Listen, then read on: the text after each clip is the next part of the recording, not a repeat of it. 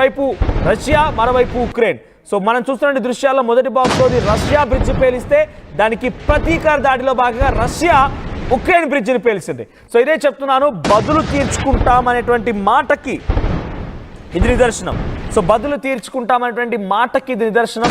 Russia అధ్యక్షుడు Putin aeroplane target కనుక చేయకపోయి ఉంటే ఇప్పట్లో కొంత యుద్ధం అయితే కొంత కంట్రోల్లోకి వచ్చేది, కొంత స్టేబుల్గానే ఉండేది. కానీ ఎప్పుడైతే ఉక్రెయిన్ తన డ్రోన్తో ఇర్కుట్స్క్ వెళ్ళేటువంటి రష్యా అధ్యక్షుడి యొక్క విమానాన్ని టార్గెట్ చేసి డ్రోన్ ప్రయోగం జరిపిందో ఇక అప్పటి నుంచి వివాదానికి పెద్ద ఎత్తున ఊతమిచ్చారు. సో దెబ్బకు దెబ్బ రష్యా ఉక్రెయిన్కి చూపిస్తోంది. సో మొన్న ఉక్రెయిన్, నేడు రష్యా. సో వరుస దాడులతో ఎత్తిస్తున్నారు. సో ప్రజెంట్ అయితే రష్యా అధ్యక్షుడు పుతిన్ని టార్గెట్ చేసే విధంగా ఉక్రెయిన్ దాడికి పాల్పడింది. ఆ తర్వాత రష్యా కూడా ఉక్రెయిన్ వైపుగా సుమారుగా ఒక 60 మిసైల్స్ని ప్రయోగించి ఉక్రెయిన్కి చుక్కలు చూపించింది.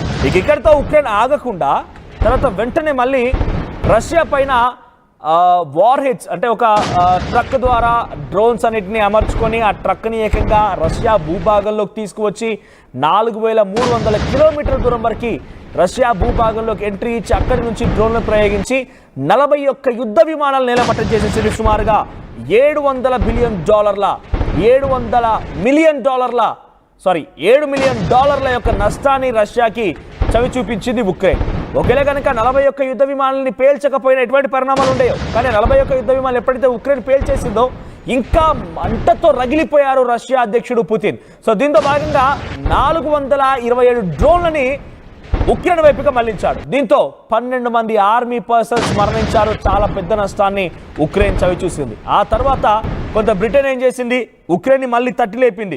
నువ్వు భయంగా పోరాడు, రష్యా పైన పోరాడు, రష్యా పైన దాడులు చేయి, నేను నీకు సపోర్ట్ చేస్తా, 350 పౌండ్ల విలువ గలటువంటి ఒప్పందాన్ని కుదుర్చుకోండి బ్రిటన్ ఉక్రెయిన్తో కలిసి, 1,00,000 డ్రోన్లు నీకు సమకూరుస్తా, ఎట్టి పరిస్థితుల్లో వెనక్కి తగ్గకు, రష్యాతో చావో రేవో తేల్చుకో, రష్యాని ఓడిస్తావో నువ్వే ఓటమి చెందుతావో తేల్చుకో అనే రకంగా బ్రిటన్ సపోర్ట్ ఇవ్వడంతో ఉక్రెయిన్ ఇంకా వెనక్కి తగ్గలేదు. ఇక రష్యా అధ్యక్షుడితో డొనాల్డ్ ట్రంప్ కూడా చర్చలు జరిపారు. గతంలో సౌదీలో భేటీ అయ్యారు రష్యా అధ్యక్షుడితో, రష్యా ప్రతినిధితో సౌదీలో డొనాల్డ్ ట్రంప్ భేటీ అయ్యారు. అప్పుడు ఏమాత్రం కూడా దీనికి ఒక ముగింపు అనేది కనబడలేదు. ఆ తర్వాత ఇటు రెండు స్వచ్ఛందంగా ఆయా దేశాలే, రష్యా నుంచి కొంతమంది ప్రతినిధులు, ఉక్రెయిన్ నుంచి కొంతమంది ప్రతినిధులు టర్కీ వేదికగా భేటీ అయ్యారు. కానీ కేవలం కొన్ని నిమిషాల మాత్రమే ఆ భేటీ జరిగింది. ఈ భేటీలో ఎటువంటి పాజిటివ్ అయితే కనిపించలేదు. కేవలం కొన్ని నిమిషాల్లో భేటీ అయ్యారు. ఆ భేటీ కూడా నీ అంత తేలుస్తామంటే నీ అంత తేలుస్తాం, ఇద్దరి మధ్య అది సమన్వయం కోసం శాంతి చర్చలో భాగంగా భేటీలా లేదది. ఇద్దరి మధ్య నువ్వంటే నువ్వు అన్నట్టుగా ఒకరిపై ఒకరు మాటల యుద్ధం కొనసాగింది. నీ అంత చూస్తామంటే నీ అంత చూస్తామని రకంగా వార్నింగ్ ఇచ్చుకున్నారు. అటు పిమ్మట ఇక రష్యా రంగంలోకి దిగిపోయి ఏకంగా అణుస్థావరాలని కూడా, అణుబాంబులని కూడా ప్రయోగించడానికి సిద్ధమైపోయింది. సో ఆ న్యూక్లియర్ టాక్టికల్ బాంబ్స్ మొత్తాన్ని కూడా అటువైపుగా మరలించింది. సో ఉక్రెయిన్ రష్యా బార్డర్ వెంట ఆ న్యూక్లియర్ వెపన్స్ మొత్తం కూడా మూవ్ అయిపోయాయి. అక్కడ విన్యాసాలు చేయడం ప్రారంభించారు. ఏ క్షణమైన టాక్టికల్ న్యూక్లియర్ బాంబ్స్ ని రష్యా ఉక్రెయిన్ పైన ప్రయోగించే అవకాశం ఉంది. ఇక్కడ న్యూక్లియర్ బాంబ్ అంటే చాలా పెద్దది. సో అది కనుక ప్రయోగించాల్సి వస్తే డెఫినెట్గా మూడో ప్రపంచ యుద్ధమే. కానీ నేను చెప్తోంది nuclear tactical bombs. So tactical అనే పదం ఇక్కడ ఎందుకు వాడుతున్నారంటే చిన్నవి ఒక న్యూక్లియర్ ప్రభావం ఎంతలా ఉంటుందనేది మనందరికీ మన చరిత్రలో చదువుకున్నాం. జపాన్లో ఇప్పటికీ కూడా ఎక్కడైతే న్యూక్లియర్ బాంబు ప్రభావం చూపించిందో అక్కడ ఇంతవరకు గడ్డి పోచు కూడా మొదలవట్లేదు. అంటే అటువంటి సినారియో ఉంటుంది. కానీ నేను చెప్పేది కేవలం టాక్టికల్ న్యూక్లియర్ బాంబ్స్ అంటే చిన్న న్యూక్లియర్ బాంబ్స్. దాని ప్రభావం కొన్ని కిలోమీటర్ వరకు మాత్రమే ఉంటుంది. నేను అతిపెద్ద న్యూక్లియర్ బాంబు అయితే కనుక, న్యూక్లియర్ స్థావరాలని మనం ఓపెన్ చేస్తే కనుక దాని ప్రభావం కొన్ని వందల వేల కిలోమీటర్లు ఉంటుంది. కానీ నేను చెప్పే న్యూక్లియర్ టాక్టికల్ బాంబ్ కొన్ని కిలోమీటర్ వరకు మాత్రమే ఉంటుంది. అయితే ఈ tactical nuclear bombs already Russia తన బార్డర్ వెంటకి మోహరించి ఉంచింది. ఏ క్షణమైనా ఉక్రెయిన్ పై దాడి చేయొచ్చు. కానీ ఉక్రెయిన్ ఏం చేస్తోంది, మేకపోతు గాంభీర్యం. ఇక్కడ పూర్తిగా మేకపోతు గాంభీర్యం అని చెప్పాను, కానీ తనకు ఒంటరిగా రష్యా పైన పోటీ చేసి సత్తా లేదు. సో దానికోసం ఆల్రెడీ తన దగ్గర మైన్స్ని మొత్తాన్ని కూడా అమెరికాకు అప్పచెప్పింది. అమెరికా లీజ్ ద్వారా మైన్స్ని తీసుకుంది.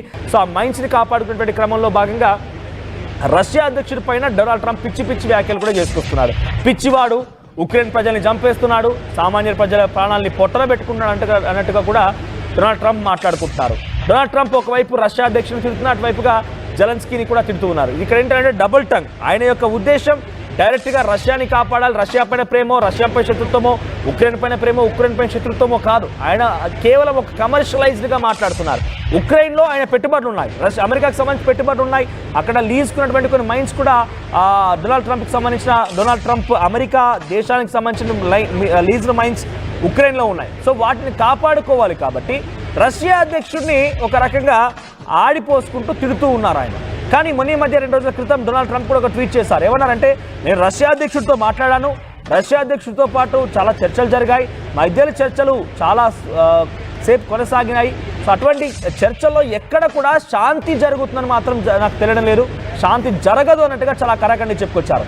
సో అటు పెప్పట రష్యా అధ్యక్షుడు చాలా క్లియర్గా నాకు విషయం చెప్పారు, బదులు తీర్చుకుంటాం, డెఫినెట్గా అంతకంతకు సమాధానం చెప్తాం, సో బదులు తీర్చుకుంటాం, ఉక్రెయిన్ పైన దాడికి పాల్పడతామనేటువంటి వ్యాఖ్యని రష్యా అధ్యక్షుడు పుతిన్ డొనాల్డ్ ట్రంప్తో తన ఫోన్ సంభాషణలో మాట్లాడినట్టుగా ఒక బహిరంగ ప్రకటన ద్వారా ట్విట్టర్లో డొనాల్డ్ ట్రంప్ వెల్లడించారు. సో దీన్ని బట్టి చూస్తూ ఉంటే రష్యా అధ్యక్షుడు ఎట్టి పరిస్థితి తగ్గడు. అందుకే మొన్న ఉక్రెయిన్ వచ్చి రష్యాలో దాడికి పాల్పడింది. చూడండి, ఇక్కడ మొదటి బాక్స్లో కనబడుతున్న దృశ్యాలు. మొన్న ఉక్రెయిన్ రష్యాకు సంబంధించినటువంటి, రష్యా నుంచి క్రిమియా వెళ్ళేటువంటి ఆ ప్రాంతంలో ఉంటే ఒక బ్రిడ్జ్, చాలా పెద్ద బ్రిడ్జ్ అది. ఆ బ్రిడ్జ్ని నీటి లోపల నుంచే ఒక టర్పైట్ని వదిలేసి ఆ టర్పైట్ ద్వారా ఆ బ్రిడ్జిని కుప్పగూల్చే ప్రయత్నం చేసింది. సో లోపల నీటి నుంచే ఆ టర్పైట్ని వదిలేసింది. సో ఒక మిసైల్ని వదిలి ఆ బ్రిడ్జిని కుప్పగూల్చేసింది. సో బ్రిడ్జ్ పూర్తిగా నేలమట్టం అయిపోయింది, నీళ్ళలో పడిపోయింది. ఇక రైట్ సైడ్ ఈ రోజు నేడు రష్యా ప్రతీకార చర్యలో భాగంగా ఉక్రెయిన్ పైన ఇటువంటి దాడి చేసింది. సో ఒక ఓస్కోల్ అనేటువంటి ప్రాంతం, ఓస్కోల్ నది పైన అటు ఉక్రెయిన్ ఆర్మీ పర్సనల్స్ ఉపయోగించేటువంటి ఆ బ్రిడ్జ్ రహదారి పైన, బ్రిడ్జ్ పైన, సో బ్రిడ్జ్ మార్గం వెంట పెద్ద ఎత్తున ఆర్మీ పర్సనల్ దాన్ని ఉపయోగిస్తూ ఉంటారట. సో మిసైల్స్ ని, ఆర్మ్ వెపన్స్ ని అన్నింటి కూడా తరలించడం కోసం ఈ బ్రిడ్జ్ ని వాడుతూ ఉంటారట. సో దాన్ని పేల్చేసింది ఈరోజు రష్యా. Precision targets. సో ఏది ఎక్కడ దెబ్బ కొడితే అయితే ఉక్రెయిన్ కల్లోలం అవుతుందో అక్కడ దెబ్బ కొట్టాలనే లక్ష్యంతో రష్యన్ ఈ రోజు ఆ రైట్ సైడ్ లో కనిపించినటువంటి నేడు రష్యాని కనిపించే విజువల్ ఉంది కదా, సో ఆ విజువల్ ఈ రోజు ఉక్రెయిన్ లో రష్యా చేసిన దాడి. సో ఈ దాడిలో ఆ బ్రిడ్జ్ పూర్తిగా నేలమట్టం అయిపోయింది. దీని ద్వారా ఆర్మీ హెడ్ క్వార్టర్స్ టార్గెట్ గా రష్యా దాడులు చేస్తుందని మాత్రం చాలా సుస్పష్టంగా అర్థమవుతుంది. ఇంకొక హైలైట్ విషయం ఏంటంటే, ఈ రోజు అమెరికాకు సంబంధించినటువంటి అధ్యక్షుడు ట్రంప్ యొక్క ప్రకటన చూసిన తర్వాత ఇటు బ్రిటన్ అధికారి కల్నల్ రిచార్డ్స్ కూడా ఒక మాట మాట్లాడుకొచ్చారు. ఏమన్నారంటే, బ్రిటన్ కల్నల్ ఆయన ఏమంటున్నారు, ఉక్రెయిన్ ఏదో మేకపోతు గాంభీర్యంగా రష్యాపై దాడికి దిగుతోంది, రష్యా ఏ మాత్రం తగ్గదు.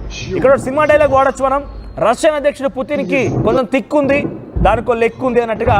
సో ఆయన తిక్కకి ఏమాత్రం లెక్కలేదు ఇక్కడ. సో ఆయన బ్రిటన్ అధికారి కల్నల్ ఏమంటున్నారు, ఆర్మీ కర్నల్ అంటే చాలా క్లియర్గా రష్యా అధ్యక్షుడికి ఎవరి మాట పట్టింపు ఉండదు, ఎవరి మాట లెక్క చేయడం ఆయన. అటు అమెరికా చెప్పినా, బ్రిటన్ చెప్పినా, ఇంకో దేశం చెప్పినా, ఎవరు చెప్పినా ఆయన లక్ష్యం ఒకటే, బదులు తీర్చుకుంటామన్నాడు, బదులు తీర్చుకుంటాడు, ఉక్రెయిన్కి చుక్కలు చూపిస్తాడు. ఎప్పుడైతే ఉక్రెయిన్ పైన నిజంగానే ఆయన చెప్తున్న ప్రకారంగా ఆ న్యూక్లియర్ టాక్టికల్ బాంబ్స్ ని ప్రయోగిస్తే గనక దానికి ప్రతీకార చర్యలో భాగంగా అటు అమెరికా కూడా రష్యా పైన యుద్ధం డిక్లేర్ చేయాల్సి వస్తుంది. ఎందుకంటే అమెరికా పదే ఒకటే చెప్తోంది, మీరు దయచేసి ఎవరు కూడా న్యూక్లియర్ బాంబ్స్ ప్రయోగించకండి, న్యూక్లియర్ బాంబ్స్ ప్రయోగించడం వల్ల ప్రపంచ శాంతి దెబ్బతింటుంది, సో న్యూక్లియర్ బాంబ్ ప్రయోగించకండి అని చెప్తున్నారు. కాబట్టి రష్యా పైన అమెరికా యుద్ధాన్ని దిగుతుంది. అమెరికా డైరెక్ట్ యుద్ధాన్ని దిగకపోయినప్పటికీ కొంత వాళ్ళు వారించే అవకాశం అయితే ఉంది. కానీ అటు బ్రిటన్ తప్పకుండా యుద్ధంలోకి దిగుతోంది, డైరెక్ట్గా రష్యా పైన యుద్ధాన్ని దిగే అవకాశం ఉంది ఎక్కువగా. ఎందుకంటే అటు బ్రిటన్ ఏం చెప్తోంది, యుక్రెయిన్ని కాపాడుకోవడం కోసం $300 మిలియన్ వెచ్చిస్తున్నాను, 30 ఏళ్ల పాటుగా నేను ఉక్రెయిన్ని కాపాడుతాను. ఇది కాకుండా మొన్న మధ్య 350 మిలియన్ పౌండ్ల డబ్బులతో కూడా ఒప్పందం కుదుర్చుకున్నాను, లక్షల కొద్ది డ్రోన్లను పంపిస్తానని చెప్తున్నాను.